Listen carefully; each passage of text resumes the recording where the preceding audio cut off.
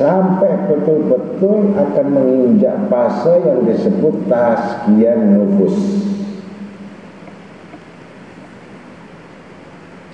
Yang mana bab itu sudah kita sampaikan. Tapi sebelum untuk mencapai tazkiyah nufus ini, dia harus sempurnakan dulu wudhu dan taubat.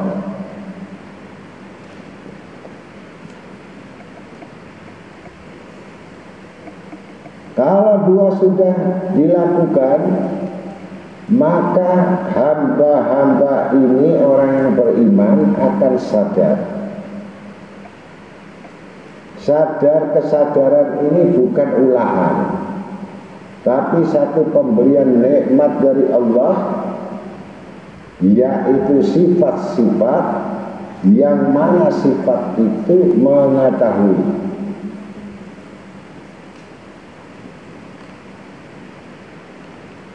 Pasti orang itu akan berpikir dan bertafakur tentang kebesaran Allah. Itu tanpa dipelajari.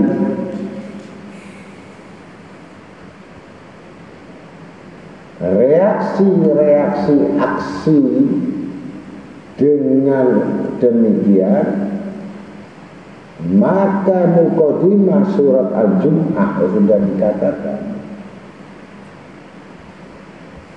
Wa qawlu ta'ala fi kitabil karim yusabbihu lahu ma fis samawati wa ma fil ardh.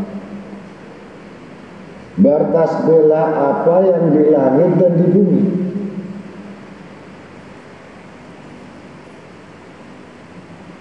Maka bersegeralah dia dengan bertasbih memuji Allah tanpa ada hajat apapun.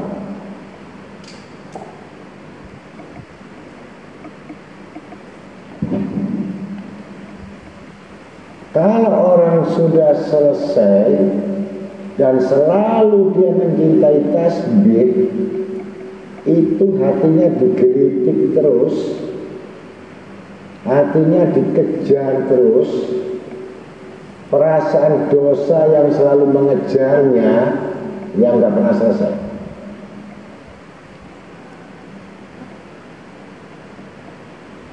Di sini tanda-tanda orang mulai mendekat disebut takarruf.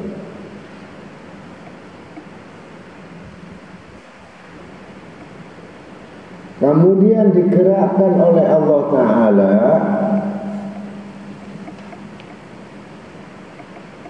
ketika sudah syukur wudhu, ketika sudah sholat taubat, ketika sudah sholat tasbih. Berarti persyaratan ini sebagai hamba yang lemah, sebagai hamba yang betul-betul mengakui dan mengetahui kedoliman diri dan kekurangan diri. Selama ini belum diketahui kekurangan diri, kedoliman diri, karena dia belum masuk persyaratan kriteria yang tidak pernah bersuci, yang tidak pernah bertobat, yang tidak pernah berzikir dan bertasbih. Ini celaka.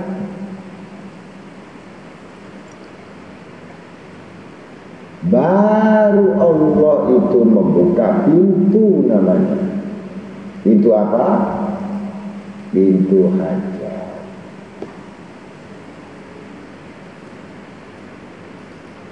Apa hajat yang diminta? Porsi-porsi yang telah ditetapkan, yang bukan memaksa Tuhan.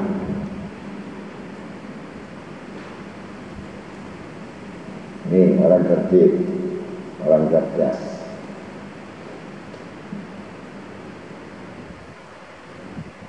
Kemudian dia tidak terburu-buru apa yang diminta, dan tidak mau memaksakan segala sesuatu kehendaknya, kehendak diri kecuali kehendaknya. Ini saya lihat orang-orang semua rata-rata kuat kehendaknya daripada kehendak Allah. Dan itulah yang semuanya disebutkan dari ulama amilin as-sufiyal muhaqiqin wa ahli dzikir wa ahli tauhid, bahwa manusia itu menuntut ilmu maunya instan. Ini akhirnya apa saja yang dilakukan tidak mau dengan proses, semuanya bentuk mau cepat instan.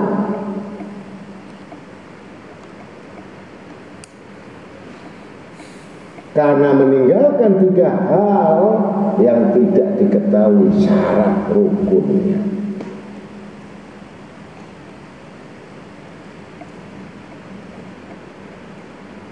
Waktunya sangat panjang, waktunya sangat lama.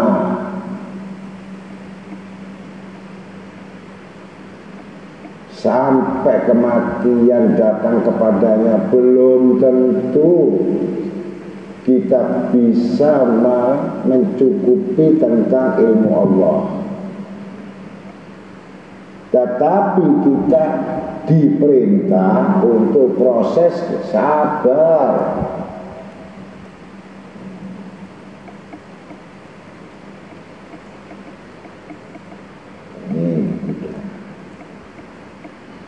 Hajat yang diminta dengan Allah Ta'ala, pasti orang yang berhajat ini tahu diri.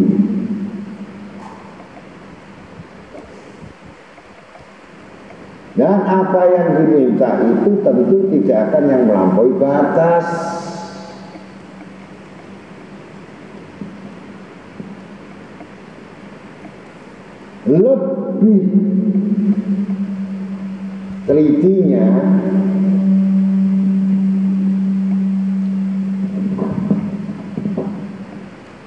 Lebih telitinya adalah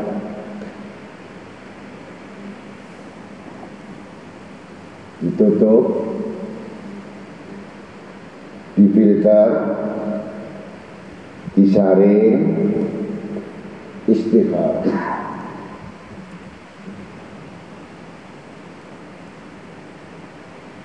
Ini kalau istikharah itu kalau cari duduk, kemudian cari mantu, di istikharah itu. Istikharah itu adalah sesuatu yang tidak dikenal. Kalau kita tahu bukan istikharah, kita yang betul-betul tidak tahu itu istikharah.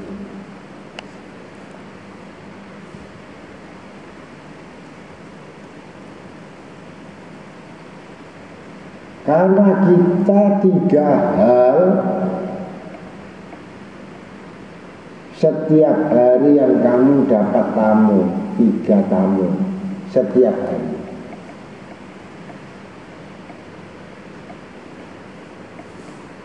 Satu rezeki yang kamu tidak tahu itu tamu. Yang kedua,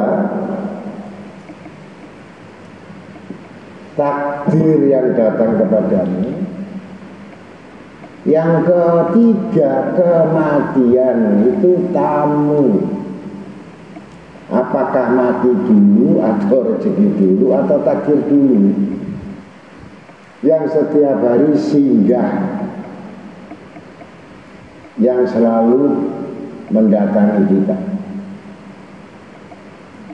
Ini kita istikharah.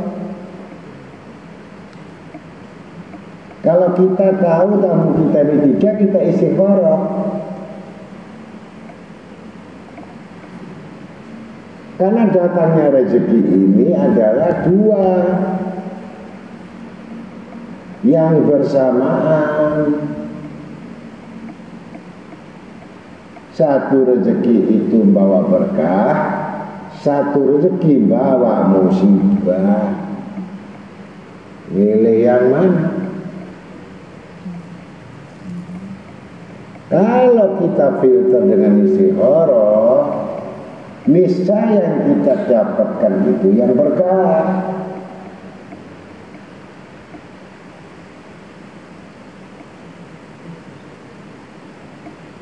Bukan Allah tidak memberi.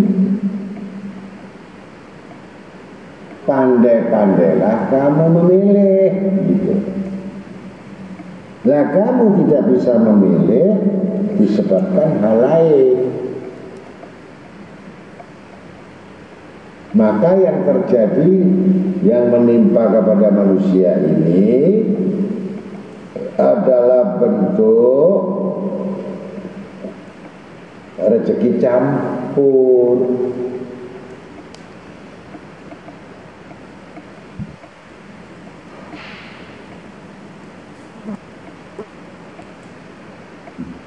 Dan yang lucu lagi merasa aman.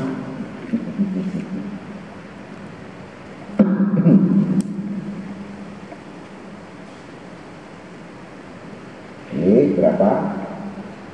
Maka guru-guru semuanya menghimpun ilmu itu dijadikan satu paket.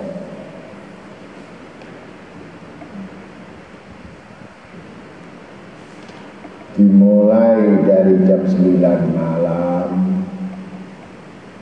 atau jam 8 malam atau jam 10 malam sebelum jam 12 malam.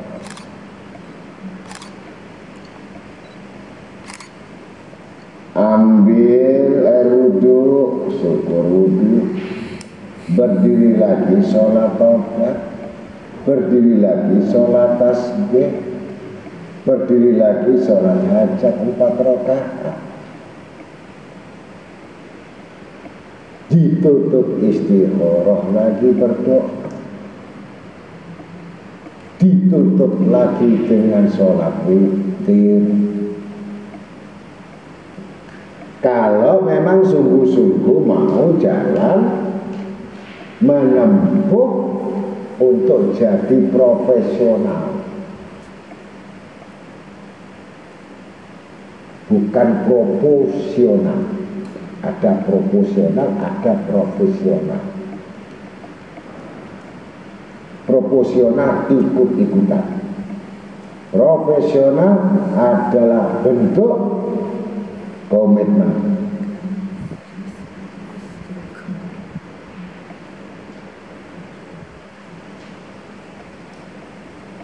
Dan orang bertanya, sampai kapan itu dijalankan? Sampai betul-betul kamu memiliki kesedihan tentang dosa-dosamu terkuat yang ikut terus di ufuk matamu, dan Allah akan tampakkan jelas. Kedua itu kesedihan yang paling takut, apakah ini bisa ditutupi hutang-hutang ini atau tidak. Maka terlepas semua dari ikatan-ikatan yang tidak ada hubungan sama sekali ibadah dengan yang lain. Ini baru iman, belum takut. Kalau orang itu merasa aman, saya sudah ngaji aman, saya sudah baca aman, ini orang belum dibuka pikirannya oleh Allah, tersumbat. sampai dibawa mati. Inilah yang terjadi. Hisab itu harusnya manusia hidup ini, hitunglah amalmu sebelum kamu dihitung Allah. Ini orang cerdas.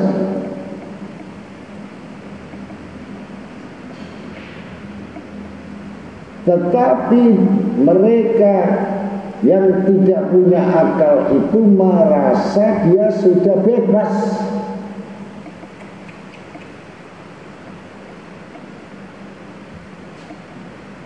Ini sebenarnya orang yang terhukum.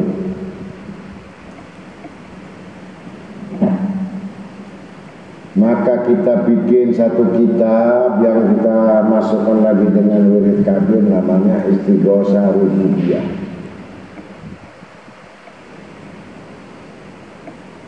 Dan itu syarat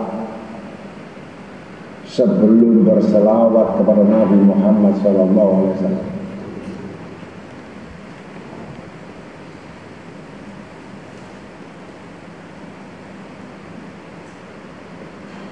Sampai kita fungsikan sholat itu untuk menghapus dari sifat-sifat kemunafikan.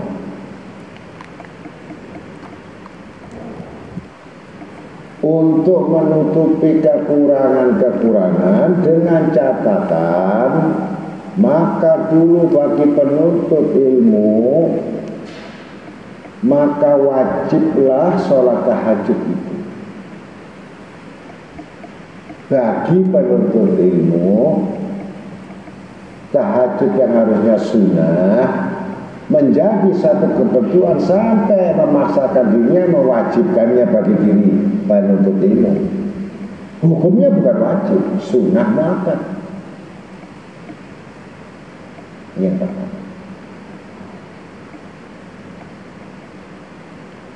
Ternyata tidak bisa dilakukan hal itu, maka dihitung semua sholat sunnah itu apakah ada 40 rakaat. Mulai qobliyah, sholat rawatib, qobliyah, ba'diyah sampai ini, apakah ada 40 rakaat? Kalau tidak ada, stempel itu masih munafik yang masih ada. Artinya belum menghapus membayar mahar sifat kemunafikan.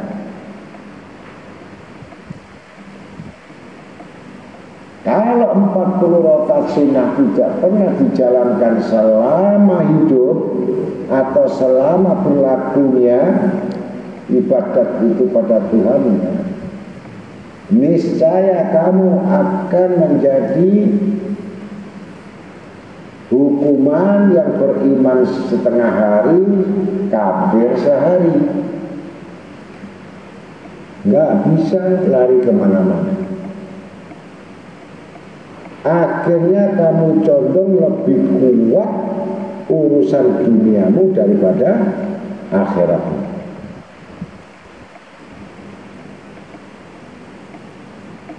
Hitung sholat sunnah.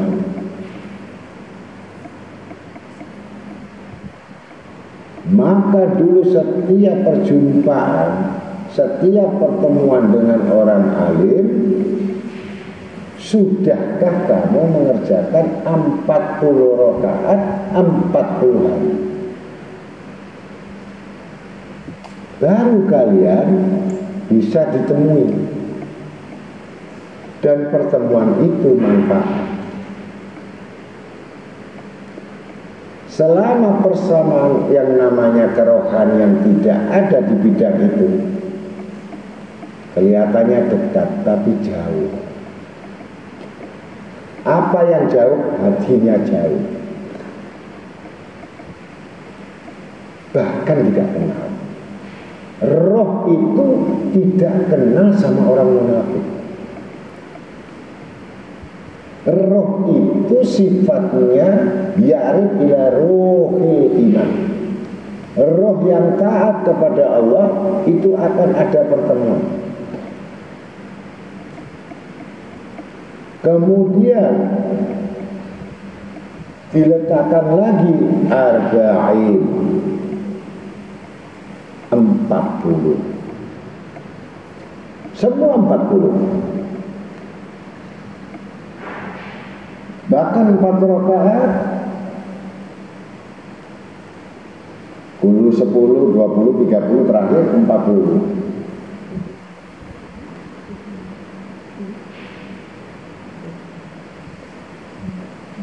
Kemudian 5 waktu 40 hari berjamaah.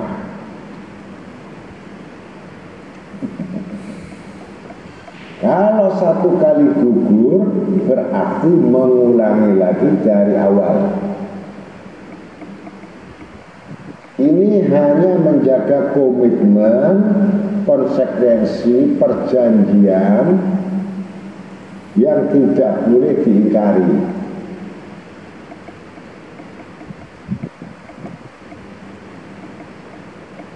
Kalau yang 40 rakaat tidak bisa dijalani, ambil 40 hari 40 jamaah, 5 waktu jamaah. Dengan niat, walaupun dijanjikan dapat 27 derajat, tapi niatnya untuk menghilangkan sifat nifak.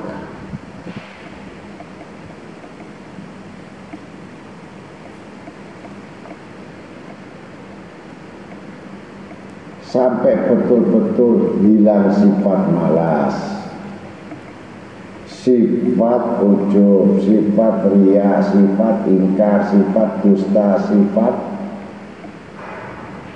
semua akan dihapus oleh Allah berkat sholat yang bisa 40 rakaat. Bisa langsung sholat hajat 40 rakaat. Yang sunnah lainnya rawatib bonus. Begitu kira-kira. Nanti baru kamu bisa merasakan reaksi-reaksi sholat itu. Tetapi tetap ada persyaratannya. Yang pertama tadi, sebelum memulai 40 rakaat atau 4 rakaat, syukur wudu, tobat, tasbih, baru hajat, istikharah, witir.